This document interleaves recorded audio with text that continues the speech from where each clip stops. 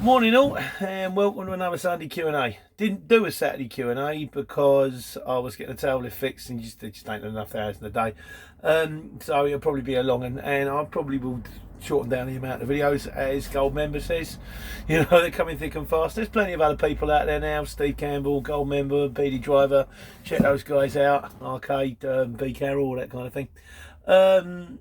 But yeah, but we're going to go through the change in my life with the new vehicle, with a new woman. So, thank you, first of all, thanks everybody for your good luck wishes. I know it's been a bit of a rabbit in the headlights type thing, you know, but yeah, we're kind of there now. We're kind of there, we're in the truck, but we'll go through it anyway. Before we got onto the truck, of course, I did one on Monday because, you know, we didn't get the operators through till I think it was Tuesday. On Handball.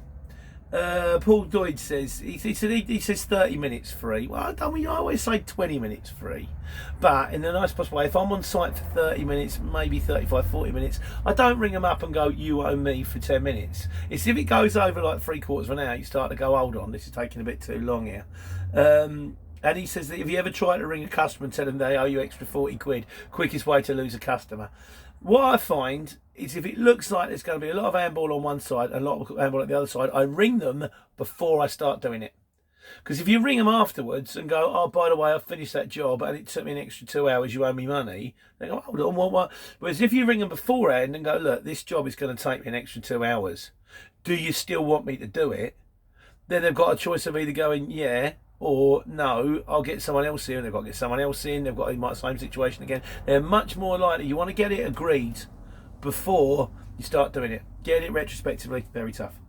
As Bob Keane says, he said, "Play it by ear." He says, "Deal with, if you don't." I like this. He says, "If you deal with them sensibly for a fair outcome, and get remembered for the right reason next time you bid." I think that's what it is, because they're human beings too. You ring the shipper and go, "Look," they might not even know. He said, "I don't know, they just asked me for like a medium wheelbase van. No one mentioned the fact that you had to drag 100 boxes down 4 flights of stairs." And it depends, and expect some handball. If it's on a pallet, you can reverse the van up. It's going to take you 5 minutes to put it in. You can't really class that as, "Oh, I need money for handball," because that's part of the job. But if it's like, "Can you take 40 packs of laminate flooring from my front bedroom?" I did this once. From the front room through the hallway across the sort of probably sort of garden with loads of rabble in, and put the van on the road. I'd be like, "Well, I can." I didn't ring. I just couldn't be bothered, but I probably should have done. Right, we got Matt Driver. He said he likes to chat. Oh yeah, and he did say fair play. He said, "I like the channel. You usually explain the terminology, but with handball, I had to guess." Yeah, I suppose I just took it as read. You know, I shouldn't have done that. I should have said handball, and that's when you get to a job, and you actually, rather than somebody loading your van with a fork truck and a pallet, or whether you, or sort of someone sticking it on for you, you have to physically move the items. And it's not like moving, like, okay, well, there's, give me and getting this on. It's moving a lot of items. That's what handball is. Chris C said he had a good one the other day. He had, oh yeah, take away the empty packets. And have I written that down? I don't know if I have. He said I had to take away the empty pallets and the packaging. That wasn't on the job. So I rang up, went, "Hold on, I've got to take the stuff away as well. You didn't mention that." And he got extra money as a result of which. We'll do a video on that. I think that's kind of important. Anyway, handball.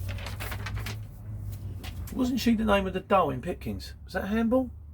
Or was that was it Pipkins, or it might have been Bagpuss? No, it was got a spider on me. Play away. Oh no, not play away. What's one we used to watch? I've gone off on one. Forget it.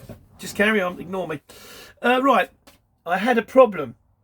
I know I did record the video when I was just about to have a problem, and the problem had sort of been just sort of resolved itself, but I still want to get it out there anyway because I want to talk about it. It's cathartic. You guys saved me a fortune in analyst bills. You call them analysts? Americans call them analysts. Right, what we got here? Oh no, it was what difference of money. Yeah, that was I had a problem. But we didn't go with "I've got a problem." No, we went with "what a difference a day makes." That was it. What a difference a day makes. Yeah, so I did have a problem, but that got solved. Jason Burke, he says, "It sounds like you're jumping 400-metre hurdles in lead boots while jumping through fiery hoops." Yeah, It was a bit like that. And C19 says, he says, you start with, you know, with the people in the mystery, he says, it sounds like you got Humphrey Appleby.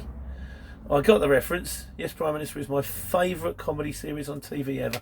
Used to love it. Very, very funny. Right, what we got? Right, so there was a lot of stuff on about getting the tacho recalibrated. Both Birdie and Desmond O'Brien says your tacho needs recalibrating every 2 years, and you need it recalibrated for an MOT. Fortunately, that has now been resolved, because we managed to get, once I got the operators through, I get the vehicle unsawn. I had the insurance lined up and ready to go, and get a tachograph thing booked within a day. So I got it insured, taxed and tachoed within a day, which is fine. I was allowed to run it. I didn't have the little paper disc in the windscreen, but I'm allowed to run it for 28 days while I'm waiting for that paper disc to come through in the post, because they don't print them all in one go. So I am now kosher. I've also got the tail lift done. So that was a video I did, well, yesterday. And I've got an MOT, but we'll come to that. Godzilla says, if get the MOT booked in sooner rather than later, means let's wait, and in plan B, maybe rent them. Well, I've still got the van. The plan B would have been if I couldn't get an MOT and I couldn't get another extension on the MOT, although I did ring the ministry and they gave me a link, if anyone's in the same boat as I was, to a website where you can buy, because lots of people in exactly the same boat. They've cut the MOTs from like 2 down to 1 a day, and there's like a backlog of people that's supposed to get them in the last 3 months that couldn't get them in the last 3 months, and there's just tons and tons and tons of vehicles out there that go, look, we need to run, but we can't get MOT. So there was something I could have gone down, but like I say, I think I've solved the problem. But we'll come back to that. Yeah. So, but what I would have done is, if I couldn't get an MOT and I couldn't get an extension, what I then would have done is I'd have parked the truck up and I'd have jumped back in Jessica. I've still got Jessica. And just got a reinsurance. Maybe got insurance for a month, or you know, just buy the month or buy the week or whatever. It would have been more money, but at least I could have run in the old van until such time as I could get the truck MOT'd, and then I can get out of the van and get the van sold, which is the plan. I mean, other people have said, I think Bob Keane, who said it sounds like you're in the film Operation Eagle Claw. Never seen that. Have to come down to that. I mean, an argument of people saying, why not keep the van as well?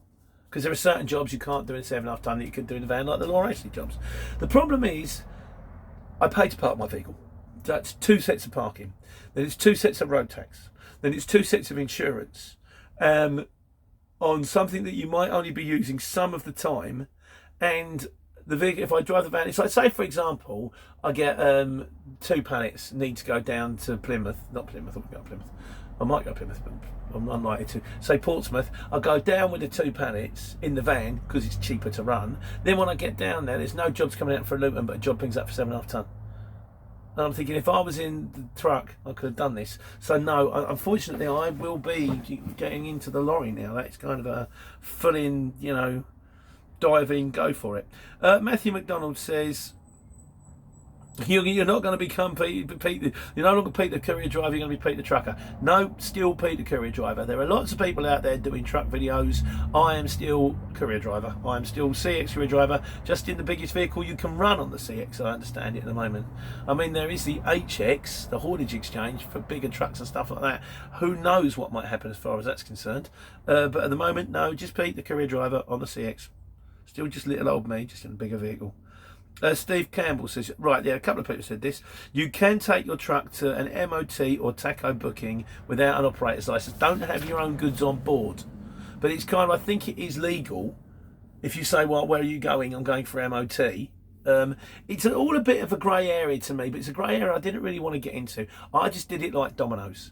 Get the operators. Then once I've got the operators, it's on private land, it's sawn. Then get it unsawn, get it insured, and then I can drive it. And once I can drive it, get the tacho done and get the tail lift done. And once I've got that done, we can get the MOT done. And once I've got that done, then I can get ahead of the game, and I'll have the MOT booked for next year early, and hopefully it won't be such an issue.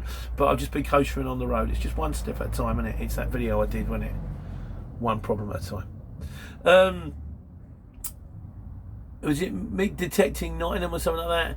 Don't you have granddad rights? Yes, I do have granddad rights. I didn't actually have to do a driving test to drive a 7.5 ton, but you still, even if you're in any vehicle, you still got to do your CPC training. You still have to get an operator's license to operate the thing, not to drive it. There was still a load of other stuff I had to jump through, which I look back at the past videos, you'll see my chagrin.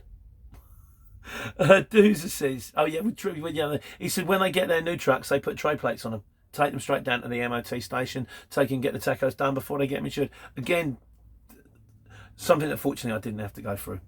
And Ian Williams says, oh yeah, Ian Williams, thanks for the link to the taco thing. Fortunately, the nice guy, when I got the taco calibrated, showed me out. Well, it's not rocket science, although the driver's has. They're messing with my head. I've got a new app, which kind of, because I'm thinking, did I start at 7:30 or 8:30?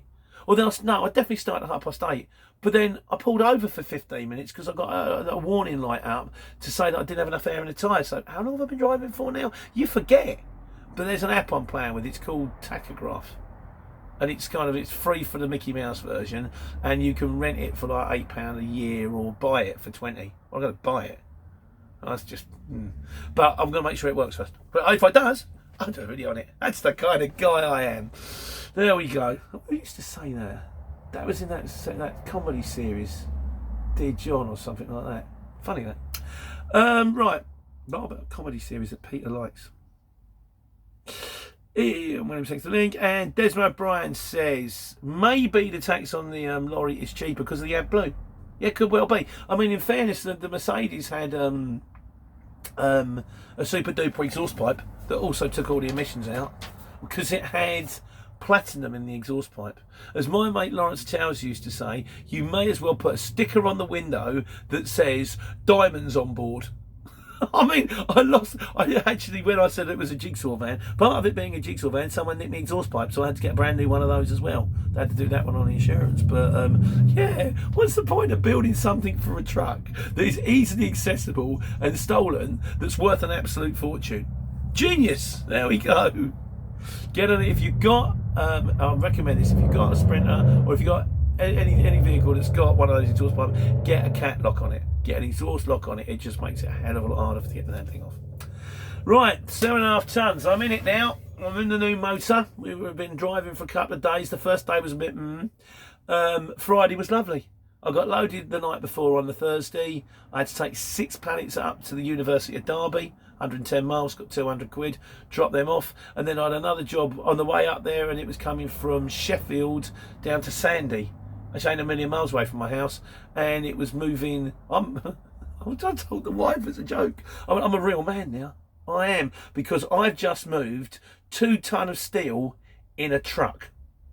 That's what men do. I'm going to buy myself a lumberjack shirt. I'm going to get a cap. I'm going to start eating Yorkie bars.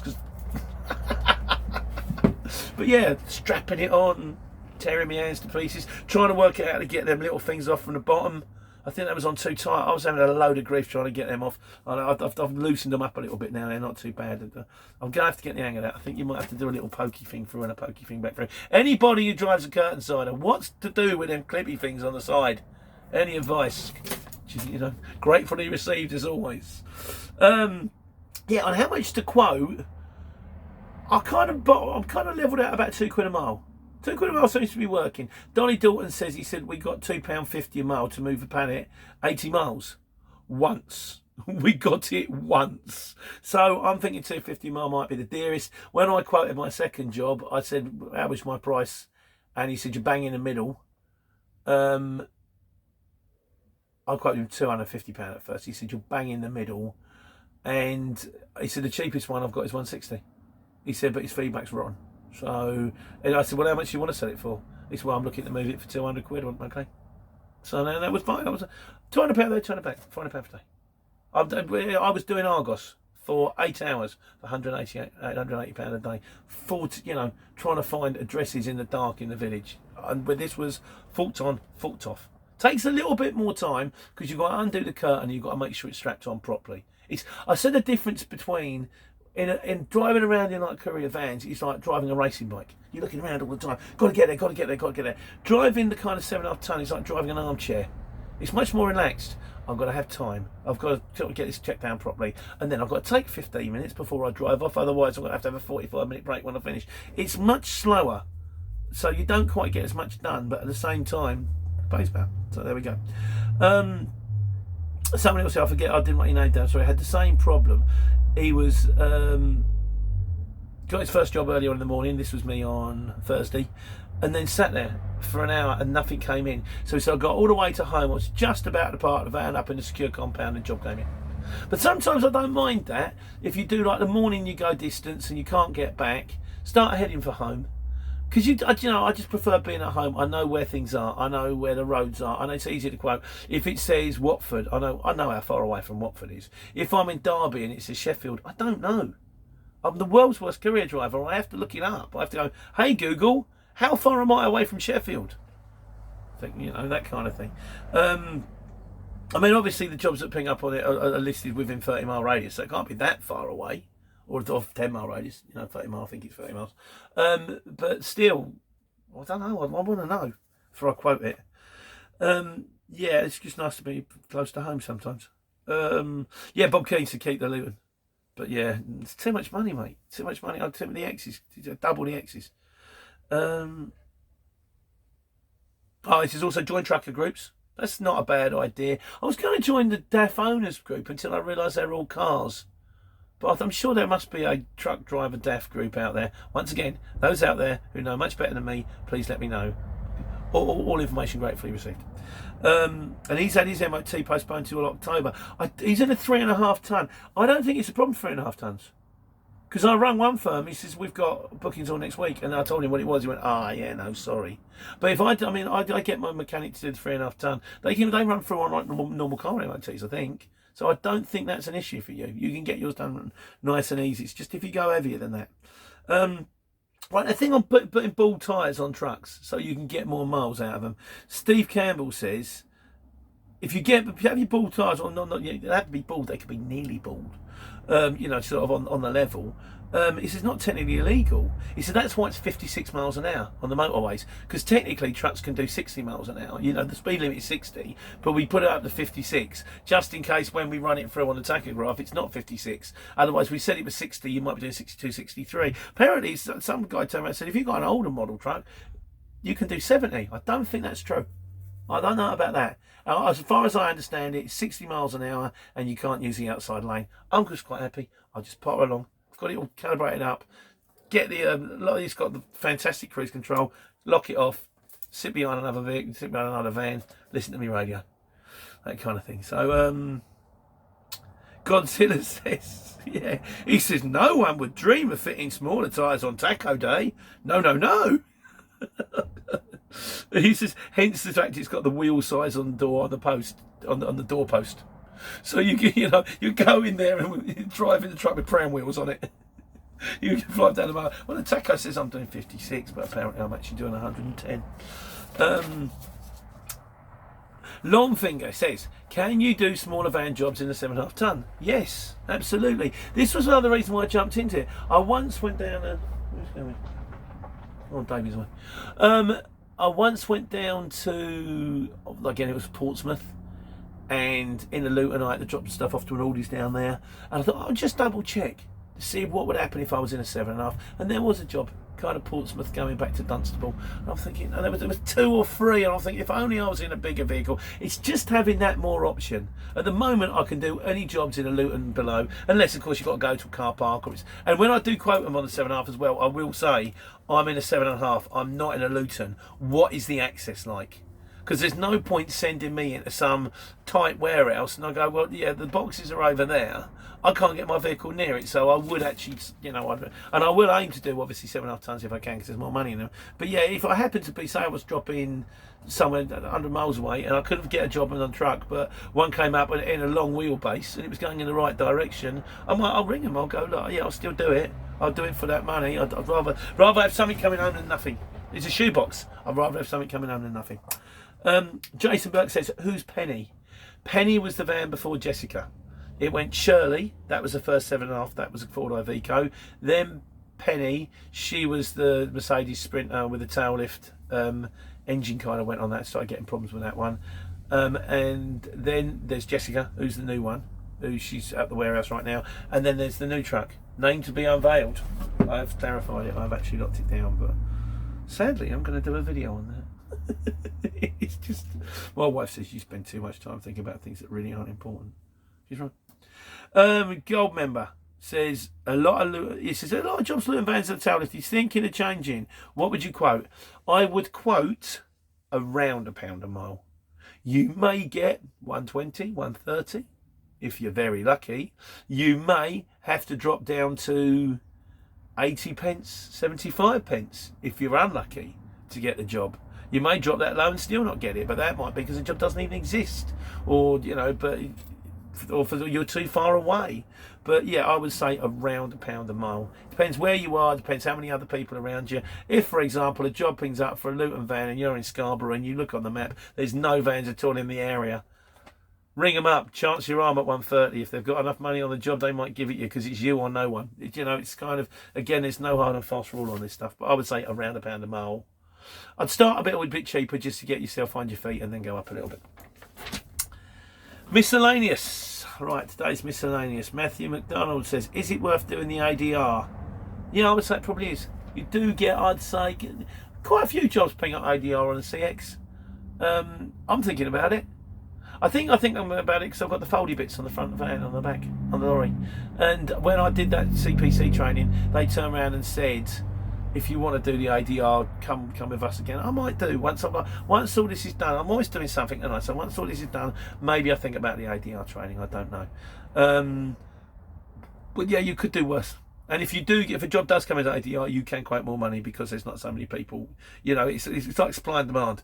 The less people that can do it, the more chance you get of getting a job for a decent pay. VW is thinking about going into recovery. I know nothing about recovery, but I hear it's very good. A couple of people comment it's very good. I think it depends. Someone says you want to have a big enough truck. I've heard a guy once and he said I was recovering but little vehicles and it was a pain. And also it depends if you want to do you want the phone on 24 hours? Do you want the phone on Christmas Day? Do you want to not ever be able to have another beer for the rest of your life? But if you are that kind of guy, so I don't care when they wake me up and I don't drink, well, maybe. Good luck. Let me know how it goes.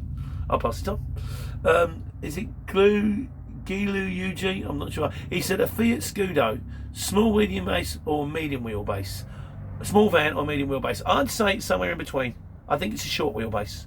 I've done a video on van sizes, but the general rule of thumb is small van is with boxes, short wheelbase 1 pallet, medium wheelbase 2 pallets, long wheelbase 3 pallets, extra long wheelbase 4 pallets, Luton van with 5, maybe 6 pallets, curtain side 6 pallets. That tends to be the wrong. It's not 100%, and there are actual specifications of what the CX say, but the best thing to do is to ring them up and say, I'm in a Fiat Scudo, what is it? I'll see if I can get it in or not. Tivioso Cornwall. Is Cornwall a bad area or will it pick up? It's not great, mate. When things were good, when I started 2 years ago, 18 months before all this all kicked off, before, say Christmas last year when it was flying along, still don't get that many jobs. A lot of them tend to be local jobs. Your best bet is to, I say, get out and tramp. Get your first job out or head towards Bristol or Exeter or kind of that way, head towards 25, get your job, ping around a little bit, and then hopefully, maybe not stay out every night, but then hopefully keep your eyes out for one going home. So it's not, you basically got to look around you, and the more concentrated the area is of industrial estates, the more chance you have of getting a decent job. Sam Clark, advice on measuring a Luton. I will do you a video on that. I don't know if I wrote it down or not. Basically, he said, where do I measure from? Measure everywhere. Measure from the bulkhead to the shutter. Measure from the bulkhead to the tail lift, because there's a possibility that it's 4.3 from the bulkhead to the tail lift, and the pallet's 4.2. You can still get it on. You can get the shutter halfway down when the tail lift's up. Shutter is here.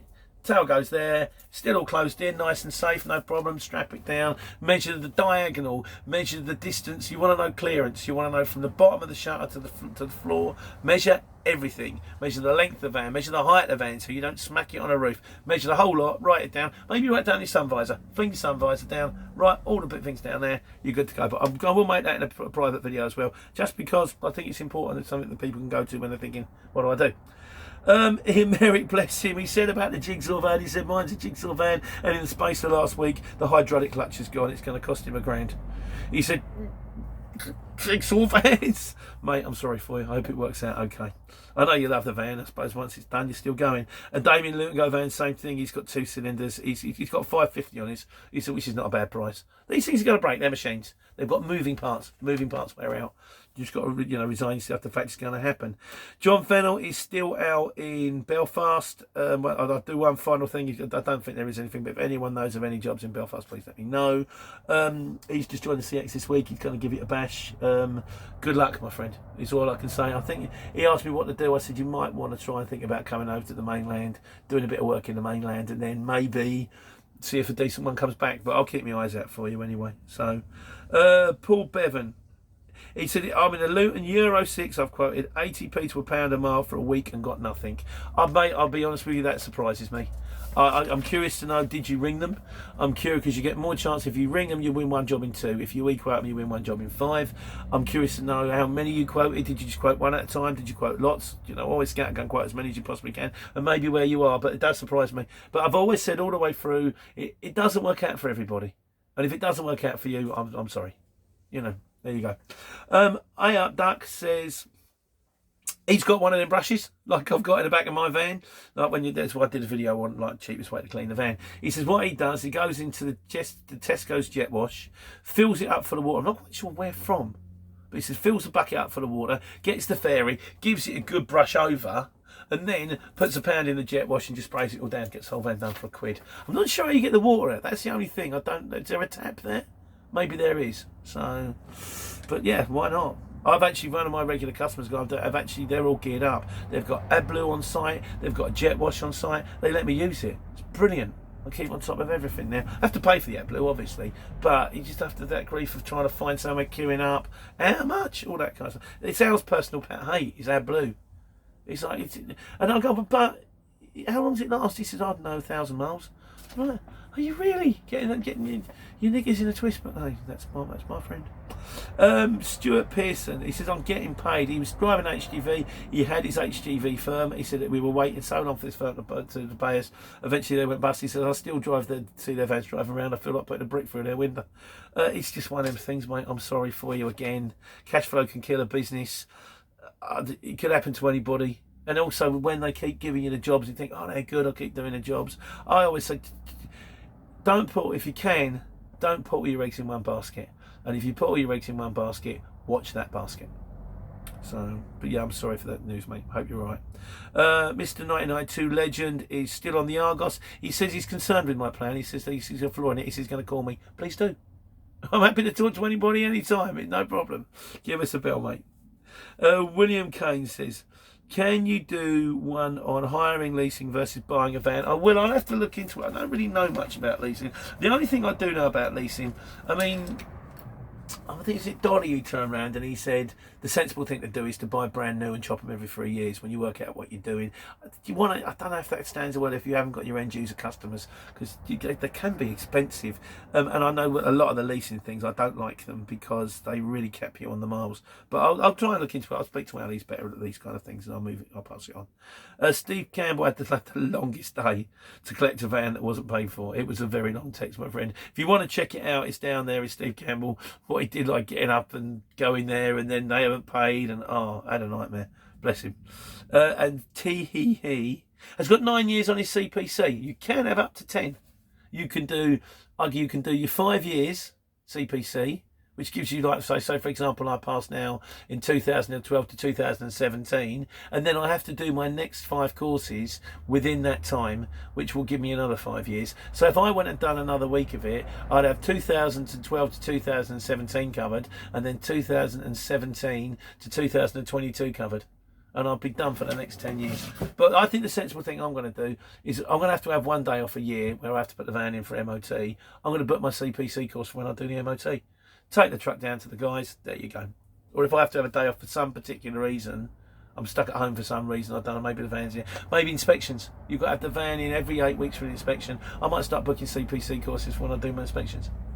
And that would be the way forward. So, what have we got? Ian Merrick. He said, Ian Merrick, I'd question out to everybody again, to those in the know. On average, how many fuel cards do people have? I'm only with one firm at the moment. I am going to be with more than one soon, I think. I'm not getting the best prices, but I've been so wrapped up in getting a lorry, I haven't really paid it a lot of attention. So, we done this one yet? No, still more miscellaneous. Oh, he's talking about me when I did the tramping thing, and I did like the Mercedes Travel Lodge. On tramping, why not find a cheap B&B? Well, my mate Fran says he uses booking.com. He says he's got some decent, 40, 50 quid a night for a hotel room sometimes. I no longer have this problem because I've now got a fold-down bed and a heater. So if I want to kip somewhere, I can pull the driver's seat and the passenger seat forward. I'll flip the bed down. I'll show you how. I might do a video on it. I'll show you how it works. But yeah, that's quite nice. I now don't have to panic about where I'm going to be for the night. But I still don't plan on staying away from. I still plan on doing a lot of like maybe local multi drops. I say local. There's a firm that want me, and it might be where you've got to go down to Ringwood, and then you're on the way back to Oxford, and then Ringwood, and then Portsmouth, and then South London, and then North London, and then home. And I'll get a day's money doing that. I'll get a good day's money doing that because they're kind of. They look after me. The firm that's got the blue and the squirty. Matthew McDonald says, when you go over 3.5 tonne, if you haven't got granddad rights, do a class 2. You're quite right, my friend. For the extra money it costs you to do a class 2, you may as well do a class 2. If you've got granddad rights, you can jump in a 7.5 tonne. If you haven't got granddad rights, there's no point doing a 7.5 tonne test. You might as well spend a little bit extra and get qualified for driving every rigid there is.